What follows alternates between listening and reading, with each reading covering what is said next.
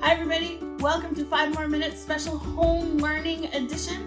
We are looking at a new tip today, all about visuals!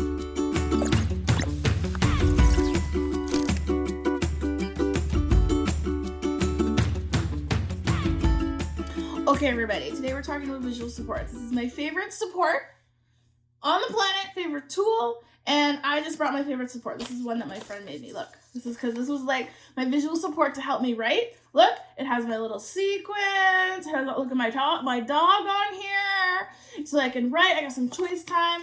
See this right here? This is one of the biggest tools we can use to support our kids at home right now. And so we're going to look at a few different types of visual supports over the next few episodes. But first, let's talk a little about them. Let's talk about kind of like what they are, who they're for. But let me tell you, by the end of this episode, I guarantee you're going to be seeing visual supports everywhere.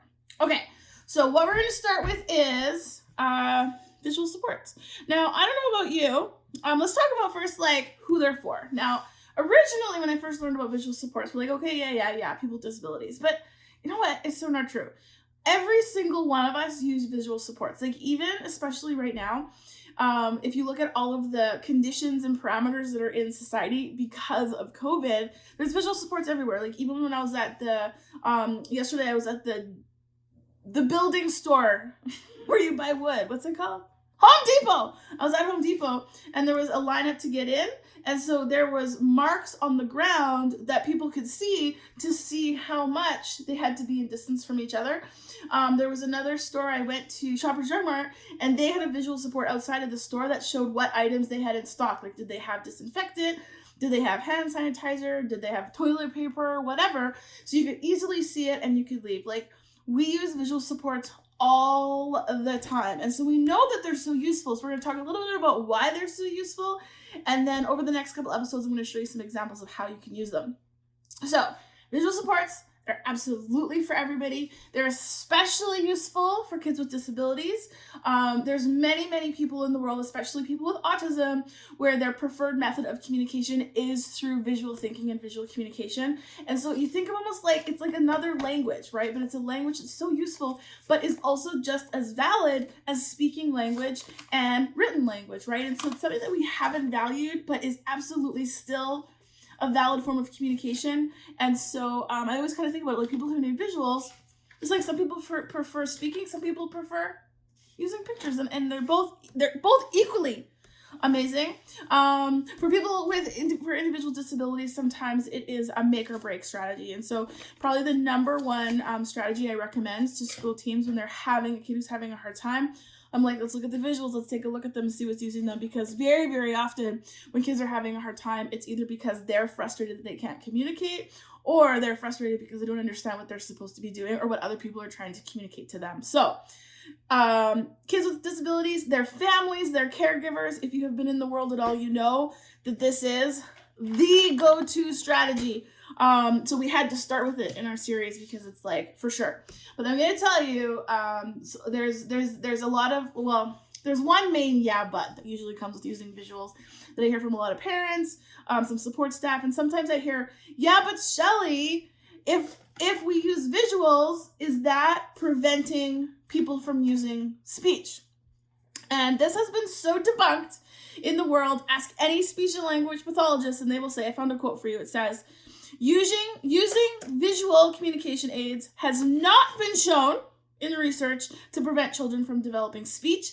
In fact, they find the opposite. It actually helps kids to form foundations of verbal language.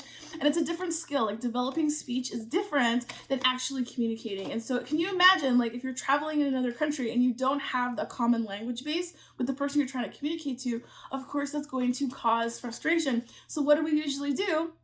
We point to signs, we point to pictures. And so like rather than preventing that, let's use it to help the kids. So there's two ways that we can use them. We can use them to present information to students to help them understand, or they can use them to communicate information back to us. Both are great ways. We're going to look at strategies that do both, but let's go. So we know who they're for. Everybody. Number 2, what the heck are they? Okay, let me tell you. This is one. Symbols. These are symbols. This is from Boardmaker, right? You can see it's faded because I put it in the window. It can be pictures. It can be symbols. It can be drawings. We have Post-it notes, right? It can be lists. It can be words, anything that you can see. But it can also be objects. So there's a lot of people who maybe have a vision impairment. They can feel objects. That's also like, it's like a tactile support that can be represented visually. Words, objects, gestures, thumbs up, thumbs down. Sign language is going to be a part that falls into this category. Like there's so many different ways that we can do it. It doesn't just have to mean pictures. If any of you do a to-do list, right? That's a visual support. If any of you are going to the grocery store and you're just like, I need my list of things to buy, right? It helps you remember things. It helps you plan things out. And so some people will do that with words and some people will do that with pictures. It's so great. Okay. Who, what, where, and when. Okay. Where and when do you use them? I'm going to be honest with you. I have not ever found a time when they're not useful. Just like seriously, we can use them all the time. And so it's really about like, what's the purpose that you want to use them for? Because to be really honest, there are, like, you can use visual supports at any time and in any place. Honestly, there's certain things that like they're really useful for example, like when you need to remember something, that's going to be a really good thing for visuals. When you need to like prepare someone for an unexpected or a new event, that's a great time for visuals. When you want to like communicate or like construct a schedule or expectations with someone, visuals are going to be really good. So there's so many times and places where this can be useful. The better question, as opposed to where and when, because you can use this at home, at school, in the grocery store. I saw a playground that had a giant visual support board in the playground so that kids could refer to it while they were playing. I mean, there is no place that I have not seen visuals that were offered to people. A better question is, well, why would you use them, right? Like, what are the purposes behind the visuals? Because here's the other thing about resources and tools and supports, is if kids don't need them, they're just not going to use them. They're not actually going to harm anybody, right? Like, having visuals available for everyone, no harm done. If I personally don't need them, I'm just not going to use them, right? And so they don't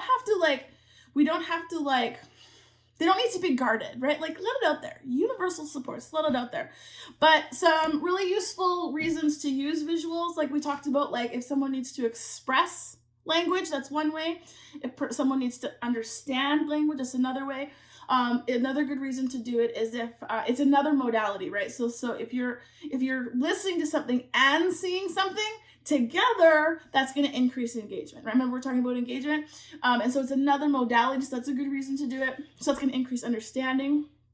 A really good use for visuals is if someone is in crisis or if they're having a lot of anxiety, because a lot of, especially our kids that have anxiety, because it's fear-based. And so often if they don't know what's coming, for example, or they're unpredictable, like the schedule is unpredictable, and thinking about the time right now, everything has been turned upside down in terms of scheduling. And so like, of course, kids are like, what's next? I don't even know. So visuals are really, really going to help with that. But also, when someone is in the moment feeling anxious or feeling crisis, I don't know if you've noticed this, but like when I'm in crisis, I don't want people talking to me, right? Like I don't want all of this competing noise.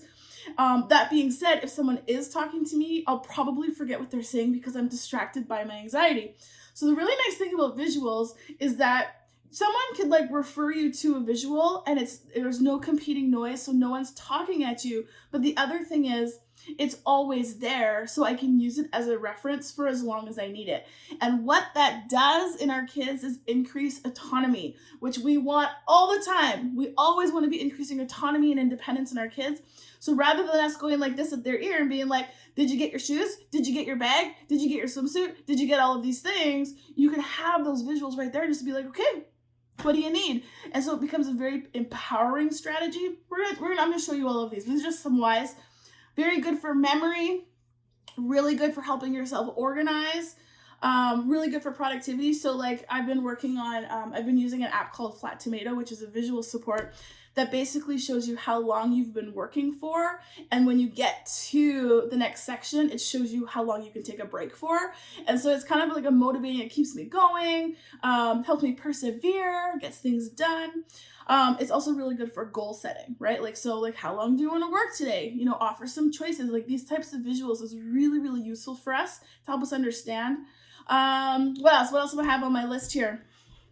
Oh, just that idea of, I don't know if you've noticed, that sometimes we like tell our kids to do things over and over and over and over and over and over and over again. The nice thing with visuals is you don't have to do that anymore. You're welcome, parents. So like even downstairs, I should go take a picture of it. I have 3 visuals by the door and it says keys, wallet, cell phone. So that my wife doesn't have to be like, Shelly, you got your keys? Shelly, you got your wallet? Shelly, you got your keys? Shelly, you got your cell phone? I'm like, no, I got it. I can check it off and be like, yes, check, check, check. Done. This is so fun. This is so fun.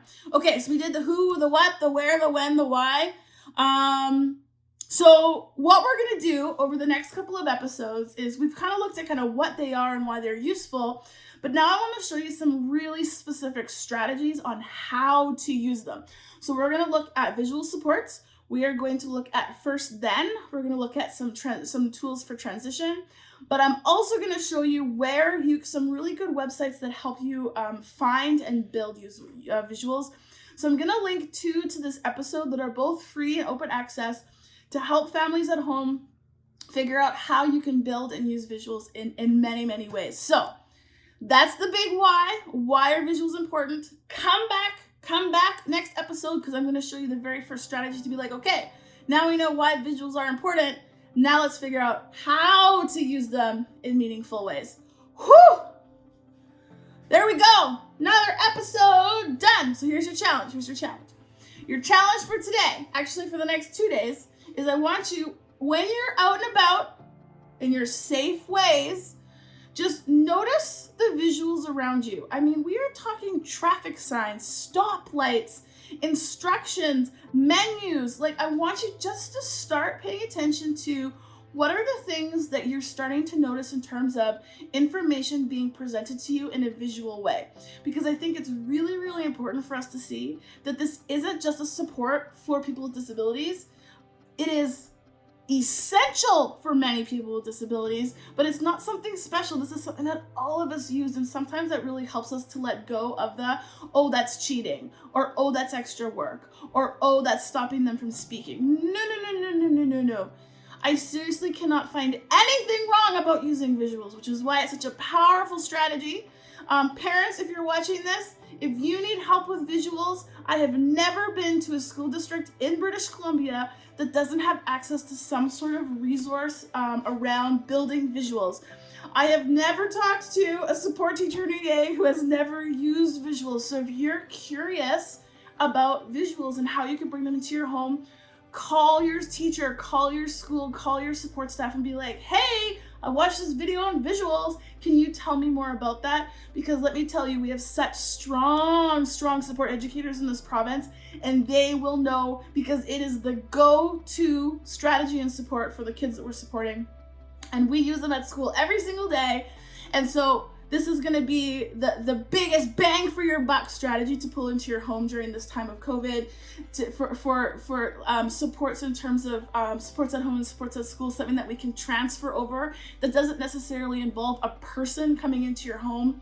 Visuals are going to be the thing. If there was one strategy, if this is the only thing you do, this is going to help increase engagement and increase connection. So, this is like a marathon. Okay. I will see you in a couple of days for our first visual strategy. I hope you are all having a great day and enjoying the sun.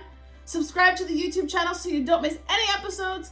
And come on Saturday for our Instagram and Facebook live session for Q&A. Or you can send me your questions on my email. You're the best. I'll see you soon. Bye, everybody.